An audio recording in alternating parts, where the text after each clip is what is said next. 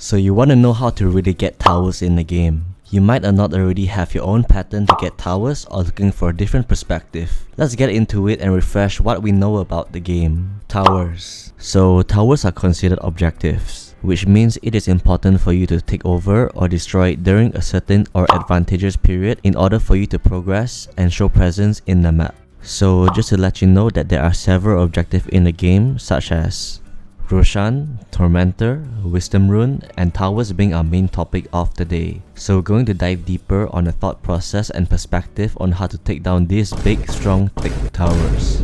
So obviously tier 1 tower is the first tower that you destroy, but the question is which one? There is 3 tier 1 towers laying in the map, ranging from the off lane, mid, and safe lane tower. Don't worry, I won't gatekeep the answer and tell you straight up that the easiest tower to get is the safe lane tower. Now there is a few reasons why it easily falls. If you are playing carry, in most scenarios, the enemy offlaner will most likely be the first to hit level 6 in the lane. And with that advantage in the offlane's favor, he can choose to control the lane and destroy the safe laner or even force the tower in any given time with his +1 or 2 support, making the life of the carry difficult and forced to adapt to the offlaner's pressure.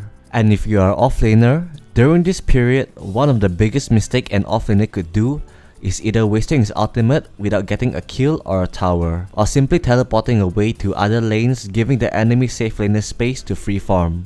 If the offlaner teleports to other lanes without getting a core kill or a tower, then it's a big loss for them as they could get more farm compared to moving around the map at a time. If you are playing carry, you have to keep an eye out for the offlaner's peak level when they are near level 6. And if you are an offlaner, you have to make sure to maximize your impact in the game when you reach level 6 to use your ultimate purposefully and get objective, and be careful not to waste your time rotating to other lanes. So let's say everything is smooth sailing.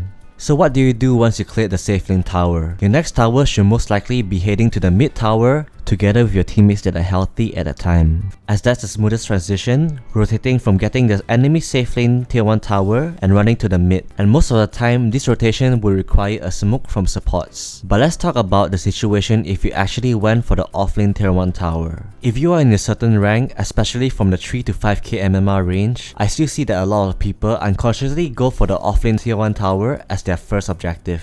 So the question here is it bad to go for the offlane tier 1 tower as your first objective? The only time in a game when you can actually commit to destroy the enemy tier 1 tower is when as a carry, you destroy the enemy offlaner and heavily outlevel the enemy. In that scenario, your carry should most likely be level 6 first ahead of the enemy offlaner, forcing them to play either super passively or have no lane at all. Not to mention that if you are playing safe lane, there is always the red zone to worry about, which is one of the reasons why you have little chance to outplay the enemy offlaner. But in most scenarios, you can expect the enemy offlaner to be level 6 first, as that's how the current meta of Dota goes. It is actually okay for you to destroy the enemy offlane tower as your first tower, but only if your safe lane is completely owning. And it's actually not worth it to bring your whole team just to commit for the offlane tower. And the reason for that is this. Destroying towers actually unlocks certain area of the map. So if you actually destroy the enemy tier 1 offlane tower as your first objective, you actually unlock the path to their triangle and the other ancient camp near the Wisdom Rune,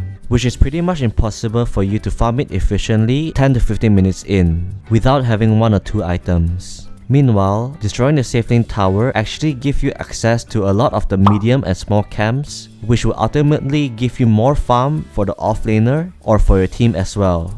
And not only that, since you have so much space in the map, the enemy would also expect you to be farming, and you can actually take advantage of that time to smoke gank and be aggressive instead, and catch them off by surprise. So here are some facts about towers that you probably don't know about. So while we covered the fact tier 1 safe lane is the easiest to destroy, there's also a counter strategy that high ranking players always use. For heroes like Queen of Pain, Kunkka, Timber, Pango, or any hero that has strong ultimate ready, or mid heroes that love to keep fighting, defending tier 1 tower is their favorite thing to do, as that is where you can always expect the enemy to be at, making things more easier for them, as you just have to either teleport into lane or even smoke ganking with the mid together with the pos 4 or 5 support. So this type of counter strategy is what makes the higher echelon of Dota even more detailed, as every information in the map, from the enemy early game spell cooldown to the amount of mana they have and even to which power rune that the enemy took. All of these are actually crucial reason for whether you are strong enough to dive the enemy tier 1 tower without getting punished for it. So if you are playing an offlaner or playing a support and is planning to push the lane even further, knowing where the enemy mid laner is at and what his condition is